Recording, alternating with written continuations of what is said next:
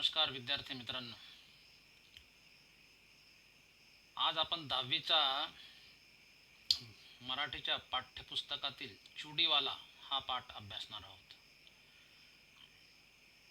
चुडीवाला या पाठाच्या लेखिका आहेत जयश्री रुईकर. चुडीवाला पाठामध्ये चुडी म्हणजे बांगडी. चुडी हा हिंदी शब्द आहे. चुडीवाला बांगड्यावाला. हा बांगड्यावाला जो आहे याच्याविषयी आज आपल्याला माहिती बघायची आहे. त्याचं नाव आहे अब्दुल.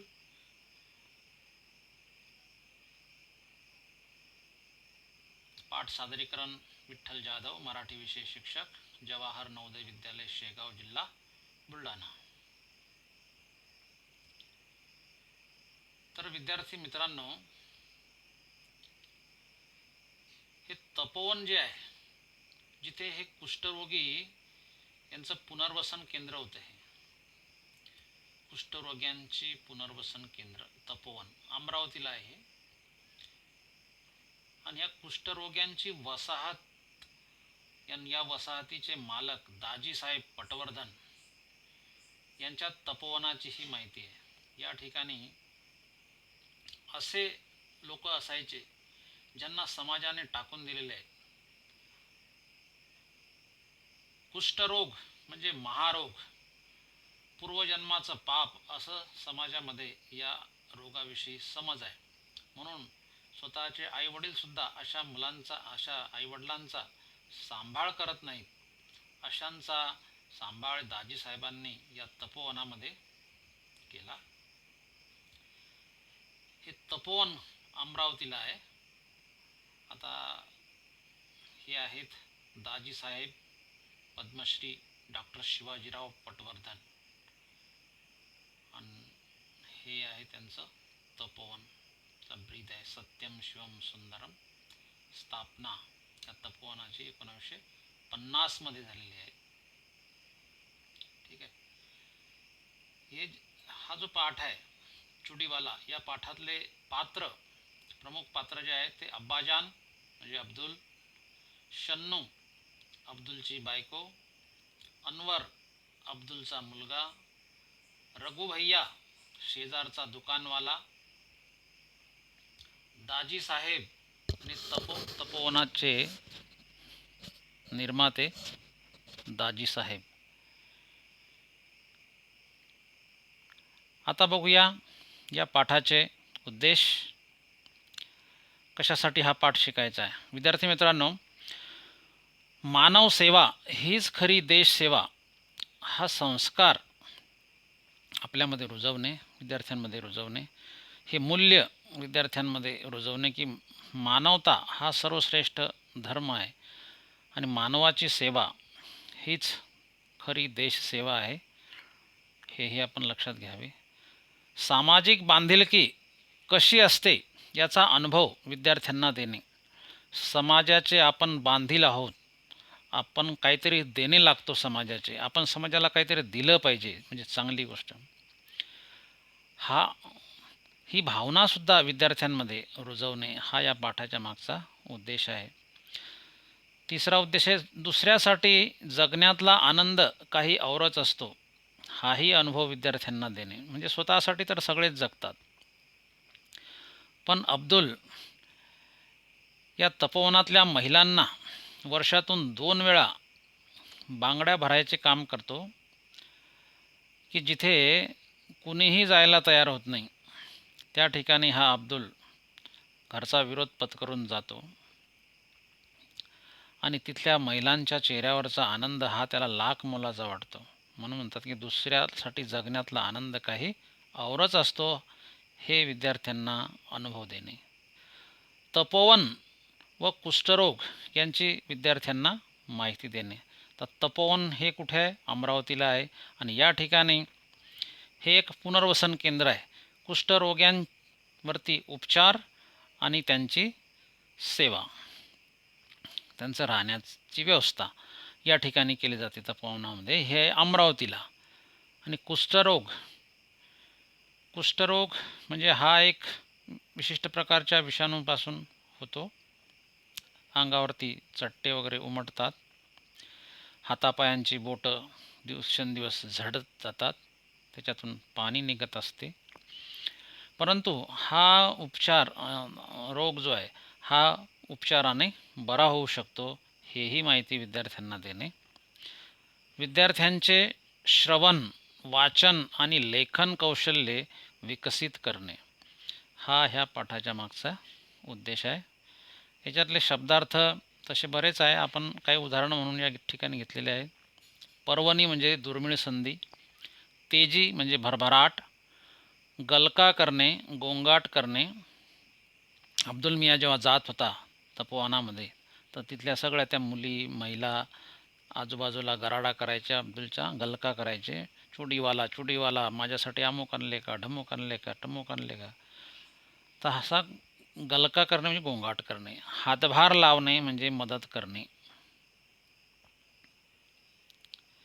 ठीक आहे. आता ह्या पाठातले काही प्रमुख मुद्दे जे आहेत त्याच्यावर एक नजर टाका. संक्रांत मोठा सण आलेला, म्हणजे हिंदू धर्मातला सगळ्यात मोठा सण आहे मकर संक्रांत. दरवर्षी 15 जानेवारीला येत असतो.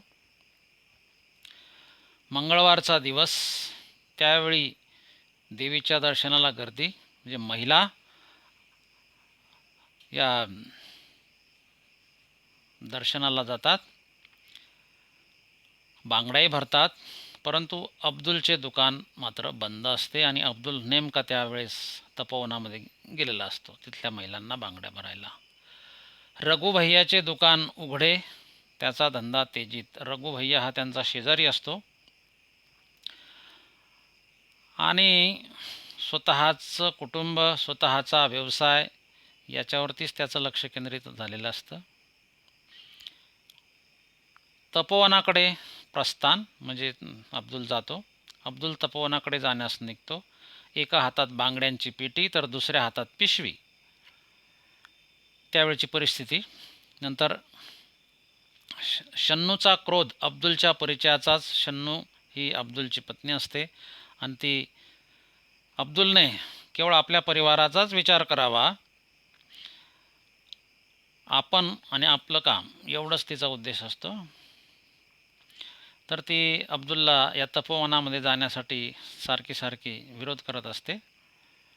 अब्दुलला राग न येता शन्नूची कीव येते. कीव अशासाठी येते की तिला समाजाशी काही देणं घेणं लागतच नाही, स्वतःचाच ती विचार करत असते, म्हणून त्याला त्याची कीव येते एक प्रकारे. आणि हे तपोवनाची ही कमान आहे.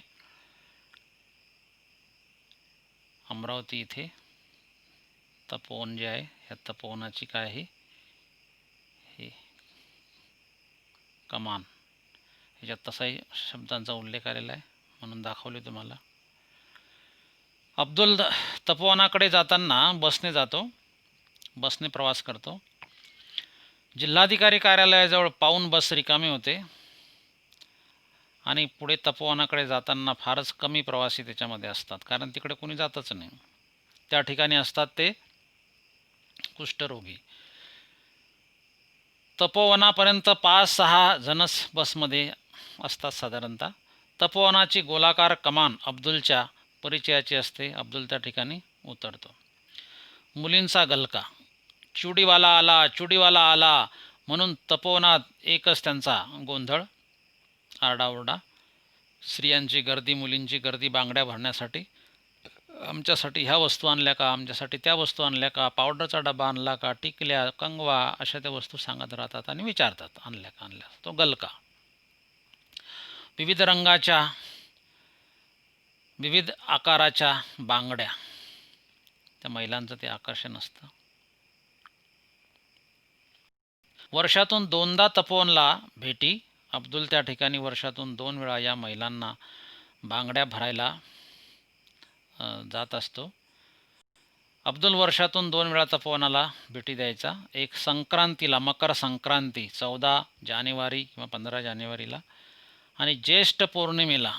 ज्येष्ठ महिन्यामध्ये जी पौर्णिमा येते म्हणजे आपण त्याला म्हणूया वट सावित्री पौर्णिमा. आणि महिलांच्या दृष्टिकोनातून दोन्ही सण अतिशय महत्त्वाचे आहे आणि या दोन्ही सणांना अब्दुल त्यांच्या जीवनामध्ये आनंद निर्माण करायचं काम करतो.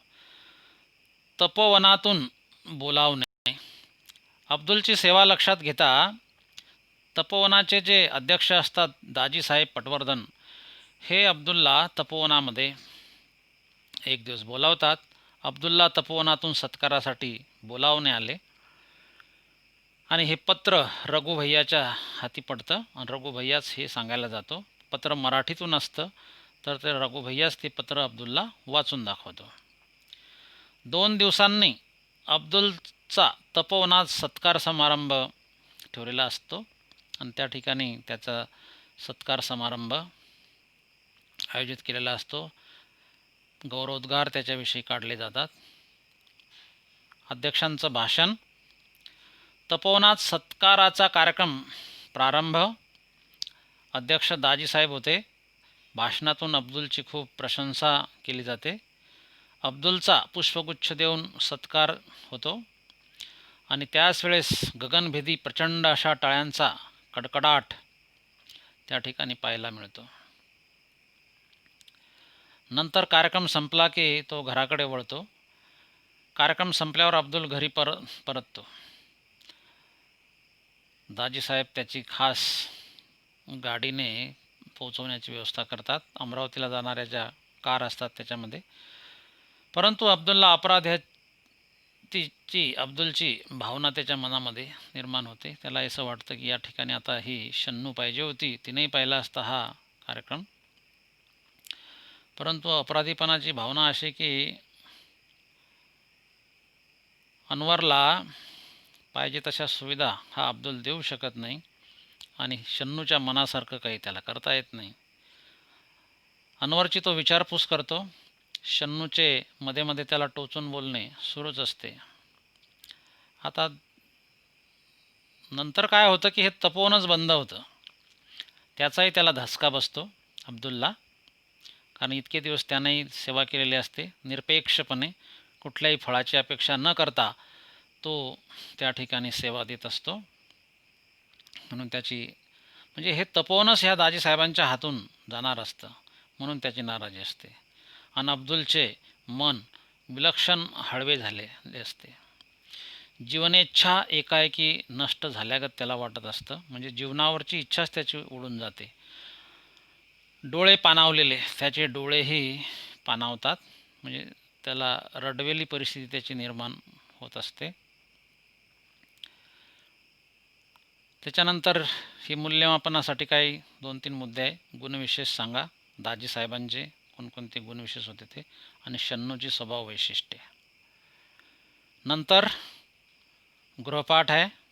दुसऱ्याला मदत करण्यातला आनंद ज्या प्रसंगातून मिळू शकतो असे प्रसंग तुम्हाला लिहायचे आहेत. ठीक आहे. आता प्रत्यक्ष पाठ वाचन करूया आपण. आता चुडीवाला या पाठाच्या लेखिका आहेत जयश्री रुईकर, जन्म 1939. प्रसिद्ध लेखिका. त्यांची जय पराजय, वेदनेला फूल आले या कादंबऱ्या प्रसिद्ध आहेत. मृगजळ, अंतर्मन हे कथासंग्रह आहे त्यांचे. स्वप्नातील विहीर ही बालकादंबरी इत्यादी पुस्तकं त्यांची प्रकाशित आहेत. प्रस्तुत पाठात कुष्ठरोग्यांची वसाहत निर्माण करणारे डॉक्टर शिवाजीराव उर्फ दाजीसाहेब पटवर्धन यांच्या अमरावती येथील तपोवनामध्ये संक्रांत आणि ज्येष्ठ पौर्णिमेला म्हणजे वटसावित्री पौर्णिमेला कुष्ठरोगी स्त्रिया आणि मुलींना बांगड्या भरणाऱ्या अब्दुलच्या संवेदनशील वृत्तीचे वर्णन केलेले आहे. या पाठात समाज ऋण या मूल्याबरोबरच माणुसकीचे दर्शनही लेखिकेने घडवलेले आहे. मानवता हीच खरी देशसेवा आहे, ईश्वर सेवा आहे आणि ही सेवा अब्दुल करतो. याच्यातून आपल्याला बोध घ्यायचा आहे.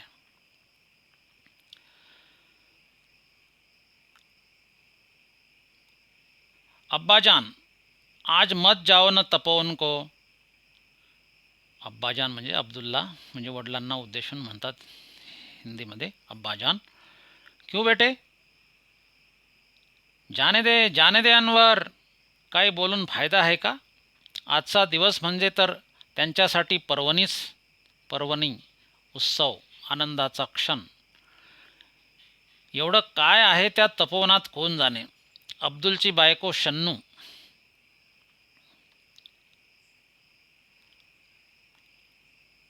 नाराजीच्या सुरात आपल्या मुलाची समजूत काढत म्हणाली, मी लवकर येईन बेटा.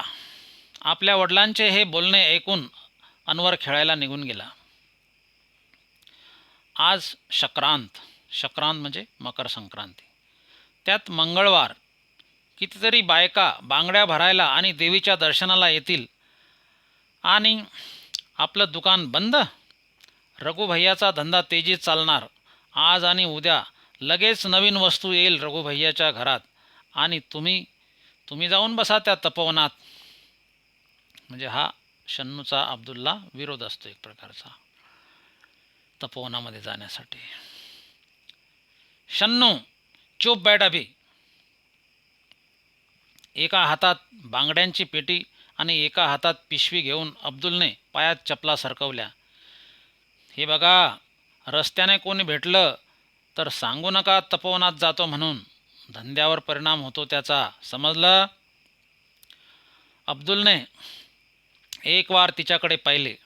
तिच्या डोळ्यातला क्रोध त्याच्या परिचयाचा होता.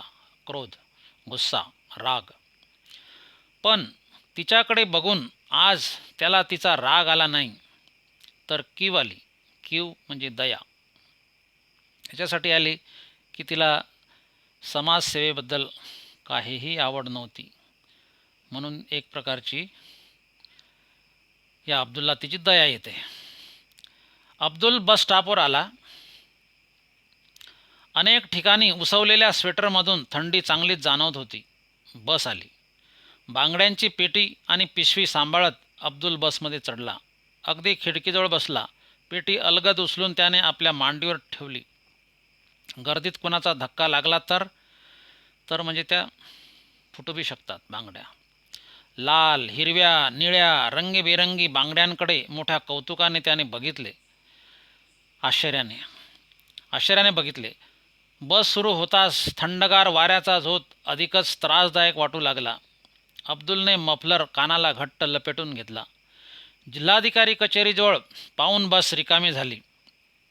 तपोवनाकडे कोण जातोय कशाला? कुष्ठरोग्यांच्या त्या वसाहतीमध्ये. म्हणून जिल्हाधिकारी कार्यालयाजवळच जवळजवळ म्हणजे निम्म्यापेक्षा बस रिकामी होऊन जाते. प्रवासी उतरून जातात. जेमतेम 5-6 उतारू राहिले बसमध्ये. तपोवनाच्या त्या गोलाकार कमानीकडे अब्दुलचे लक्ष गेले. गेल्या 6 महिन्यात केवढी फुलली आहे तिच्यावरची वेल. मागे आलो तेव्हा जेमतेम हातभर होती. अब्दुल गेटजवळ आला आणि लहान लहान मुलींनी एकदम गलका करायला सुरुवात केली. गलका म्हणजे गोंधळ. चुडीवाला आला. आंब्याच्या झाडाखाली असलेल्या चौथऱ्यावर अब्दुल बसला आणि क्षणातच सारा कामधंदा सोडून स्त्रियांची गर्दी अब्दुलच्या बाजूला जमली. त्या लाल रंगाच्या मला, त्या हिरव्या मला, चुडीवाला माझ्यासाठी आरसा आणला. मागच्या वेळी मी सांगितलं होतं ना. तर असं त्या महिला मुली बोलायच्या. तर हा एक प्रकारचा काय गलकाच आहे, गोंधळ आहे, आवाज आहे, आरडाओरडा. अब्दुलच्या आजूबाजूला गर्दी झाली आणि गोंधळ सुरू झाला. प्रत्येकीला प्रथम बांगड्या भरायच्या होत्या. अब्दुल एकेकीच्या हातात बांगड्या भरू लागला. त्यांना हव्या तशा, म्हणजे जशा पाहिजे तशा, त्यांच्या मनपसंत, त्यांना आवडतील तशा. त्यांना बांगड्या भरणं म्हणजे एक दिव्यच, म्हणजे एक प्रकारचं कठीण कार्य, दिव्य अग्निपरीक्षा जशी काय. पण अब्दुलला ती कला साधली होती. परंतु अब्दुलला हे सगळं जमत होतं. बांगड्या भरल्यानंतरचा त्यांच्या चेहऱ्यावरचा आनंद अब्दुलला लाख मोलाचा वाटे. लाख मोलाचा म्हणजे सगळ्यात मोठा आनंद. 2-3 तास बांगड्या भरण्याचा कार्यक्रम सुरू होता. साऱ्या तपोवनात तो एक आनंदाचा आणि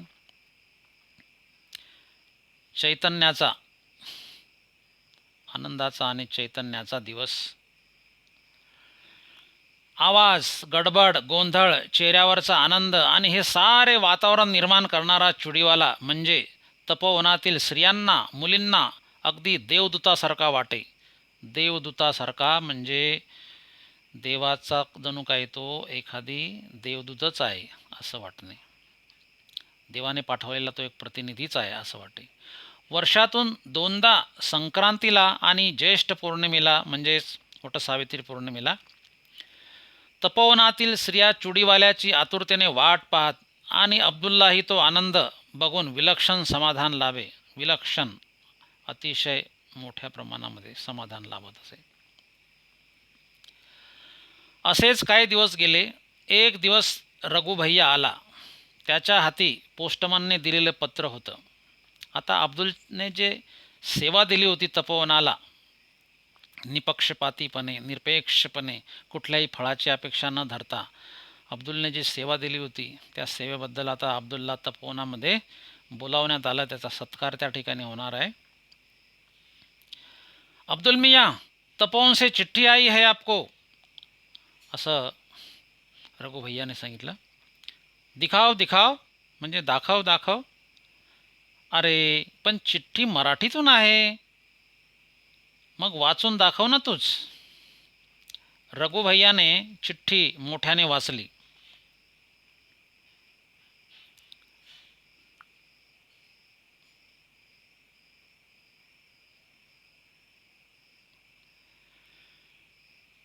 रघुभैयाने चिठ्ठी मोठ्याने वाचली. चिठ्ठीतला मजकूर ऐकून अब्दुल आणि शन्नू यांना खूपच आनंद झाला.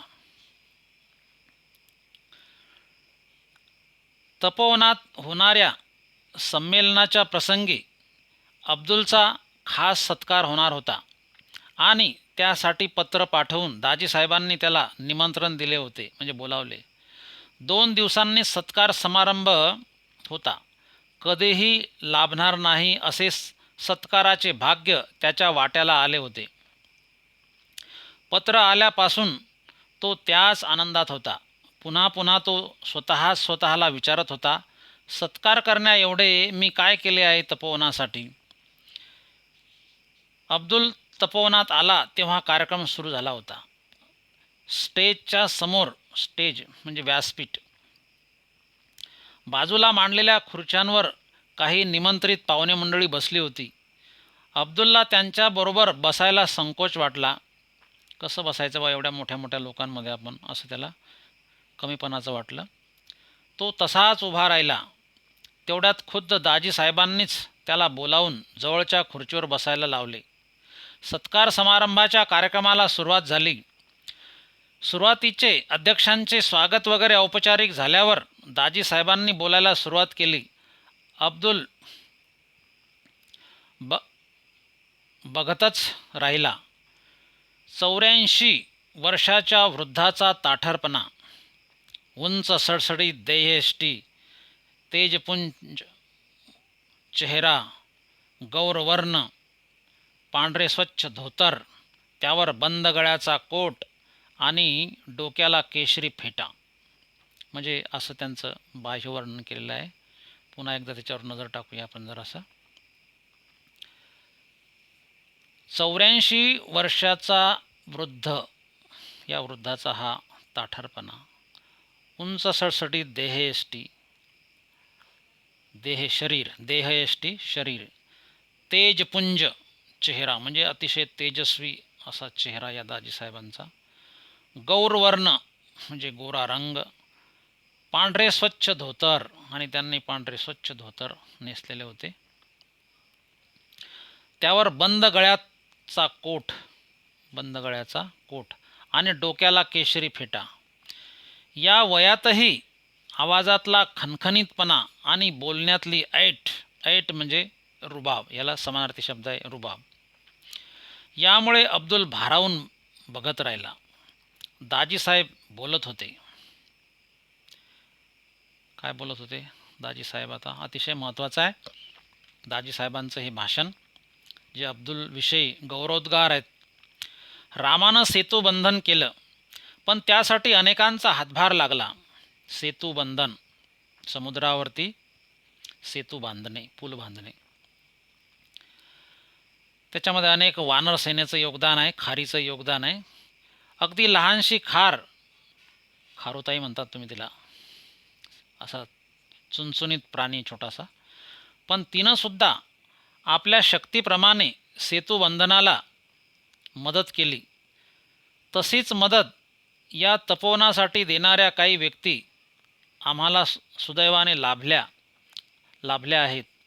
संक्रांतीला आणि ज्येष्ठ पौर्णिमेला बांगड्या भरण्याचा प्रस्ताव जेव्हा समोर आला तेव्हा अनेक बांगडीवाल्यांना भेटून इथं येण्याबद्दल विनंती केली, पण कुणीही माझ्या विनंतीचा स्वीकार केला नाही. अब्दुल मियांनी मात्र स्वतःहून इथे येण्याचं आश्वासन दिलं आणि दरवर्षी न चुकता अब्दुल मियाँ इथे येतात. येथील भगिनींच्या जीवनात आनंदाचा वर्षाव करतात. बहिणी आनंदाचा वर्षाव करतात म्हणजे आनंद निर्मिती करतात. वर्षातले 2 दिवस तपोवनात अतिशय आनंदाचे आणि उत्साहाचे असतात. कुठल्याही मोबदल्याची अपेक्षा न करता अब्दुल मियाँ न बोलावता दरवर्षी येतात, म्हणजे मोबदला काहीही घेत नाही. तपोवनातील स्त्रिया, मुली बाळी त्यांच्या येण्याकडे डोळे लावून बसलेल्या असतात, म्हणजे आतुरतेने वाट पाहत असतात. अब्दुल मियांचे हे समाजकार्य, ही मानवसेवा खरोखरच फार फार मोठी आहे, अनमोल आहे. आणि म्हणूनच आज त्यांचा सत्कार करण्याचं आम्ही ठरवलं आहे. तेव्हा त्या सत्काराचा स्वीकार अब्दुल मियांना इथे येऊन करावा. अब्दुल स्टेजवर चढला. दाजी साहेबांनी फुलांचा गुच्छ आणि तपोवनातील लोकांनी तयार केलेली सुंदर फुलदाणी त्याला दिली. टाळ्यांचा प्रचंड कडकडाट झाला, गगनभेदी अशा टाळ्या. अब्दुल अतिशय भारावून गेला, त्यालाही प्रसन्न वाटलं. त्याने चटकन दाजी साहेबांच्या पायांना स्पर्श केला, आशीर्वाद घेतला.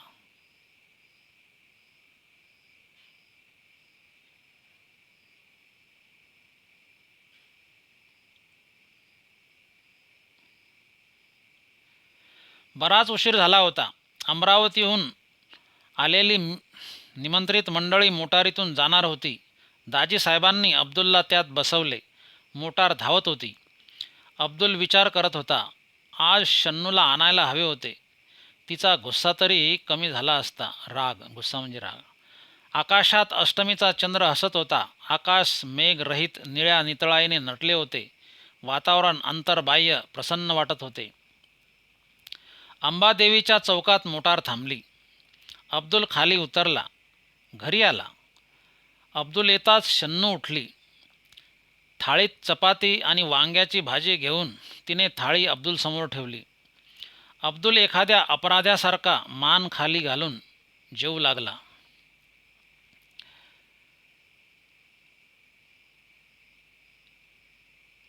तू नहीं खाएगी? नहीं, जी नहीं चाहता खाने को. अनवर जेवला पण खिम्यासाठी हट्ट धरून बसला होता. खिमा, मटणाचे बारीक बारीक तुकडे.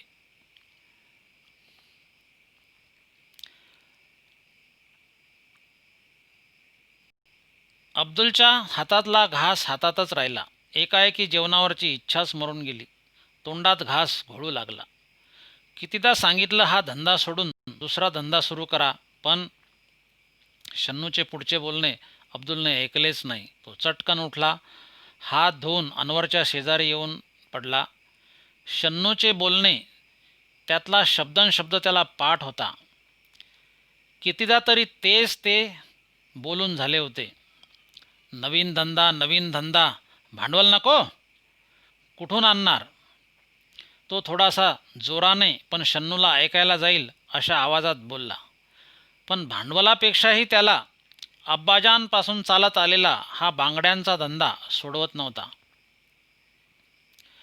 म्हणजे वडिलांपासून चालत आलेला अपार हा व्यवसाय त्याला काही सोडायची इच्छा नव्हती. नवरात्र संपले होते. त्यात धंदा चांगला झाला. लोक आता दिवाळीच्या तयारीला लागले होते. रघुभैयाने दुकानाला रंग देण्याचे काम काढले होते. अब्दुल दुकानावर आला. त्याचा चेहरा उदास दिसत होता. रघुभैयाने त्याला आवाज दिला, क्यों, आज दुकान नाही खोलता? दुकान नाही उघडणार का आज? नाही रघुभैया, हे तपोवनच आता दाजीसाहेबांच्या हाती राहिलं नाही. हे कळलं तेव्हापासून मन नाही लागत धंदा करायला. आता तपोवनाचं काय होईल रे रघुभैया? केवढी मोठी वसाहत, किती रोगी, आता त्यांची कशी काळजी घेतली जाईल रे? आणि आयुष्याचं मोल देऊन तन मन धनानं फुलवलेली ती कर्मभूमी, कर्म केल्याची ती भूमी, त्याला म्हणूया कर्मभूमी. आता ही कर्मभूमी सोडण्याच्या कल्पनेनं दाजीसाहेबांना काय वाटलं असेल बरं? अब्दुल विलक्षण हळवा झाला. म्हणजे त्याचं मन किती हळवं होतं हे आपल्या लक्षात येतं.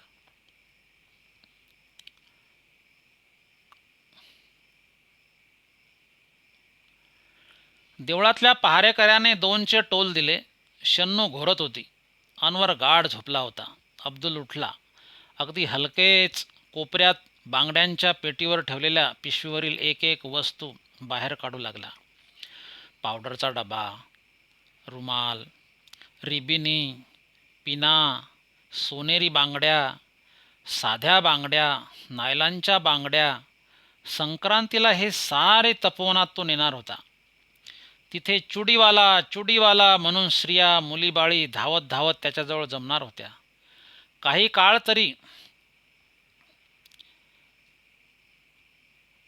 काळ तरी सारे विसरून हसणार होत्या आणि त्यांचे हसू बघून अब्दुल मनोमन सुखावणार होता. म्हणजे अब्दुल्लाही आनंद वाटणार होता. पण आता सारे संपले होते. स्वतःसाठी सारेच जगतात, पण दुसऱ्यासाठी जगण्यातला आनंद, त्या आनंदाचे सुख वर्षातून फक्त 2दाच अब्दुल अनुभवायचा. पण आता तेही मिळणार नव्हते.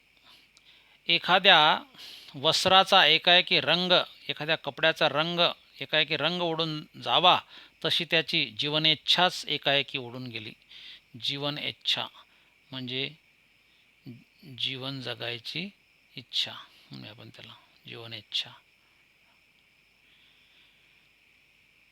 त्या साऱ्या वस्तूंकडे बघता बघता अब्दुलचे डोळे पाण्याने काठोकाठ भरून आले. म्हणजे रडवेलीच त्याची स्थिती झाली. त्या तपोवनाचा परिसर विरघळत होता. हळूहळू रात्र उतरणीला लागली होती.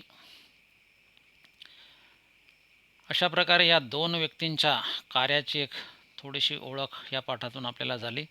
अब्दुलचं तपोवनामधील कार्य, तेथील महिलांना वर्षातून 2 वेळा म्हणजे मकर संक्रांतीला आणि ज्येष्ठ पौर्णिमेला बांगड्या भरायचे. तर दाजीसाहेबांनी या कुष्ठरोगी लोकांचं पुनर्वसन केलं. अशा दोन्ही गोष्टी या ठिकाणी आपण माहीत करून घेतल्या. शब्दार्थ या ठिकाणी दिलेले आहे. पर्वणी म्हणजे दुर्मिळ संधी, तेजी म्हणजे भरभराट, झोत म्हणजे वाऱ्याचा वेगवान प्रवाह, गलका करणे म्हणजे गोंगाट, संकोच वाटणे म्हणजे मोकळेपणा न वाटणे, हातभार लावणे, मदत करणे, भारावून जाणे, प्रभावित होणे. ठीक आहे. आता एक दाजीसाहेबांचा जो विचार आहे तो आपण संदेश ऐकूया. या पाठातला संदेश आहे हा. सौ पार्वतीबाई पटवर्धन काय म्हणतात की आयुष्यभर फक्त एकच केले, स्नेह सहकार्याची ज्योत अखंड तेवत ठेवली. आता देणे घेणे सारं संपलं आहे. मागणं एकच आहे, अनाथ अपंगांकरता थोडा उजेड ठेवा. अनाथ अपंगांकरता थोडा उजेड ठेवा. त्यांची सेवा आपल्या हातून घडू द्या असं म्हणायचं त्यांना. कुष्ठरोग ते म्हणतात पाप नाही, पण रोग समस्या ही एक तपस्या आहे. ती तुम्हालाच करावी लागेल. तेव्हाच मानवता निर्माण होईल. ते म्हणतात की मला विसरा, कार्य मी केले हेही विसरा, पण कार्यास विसरू नका. म्हणजे आपणही असं चांगलं मानवतावादी कार्य करायचं आहे. ठीक आहे. तर विद्यार्थी मित्रांनो, आज आपण चुडीवाला या पाठाचा पहिला भाग अभ्यासला. याचा दुसरा भाग आता आपण उद्या अभ्यासूया. धन्यवाद.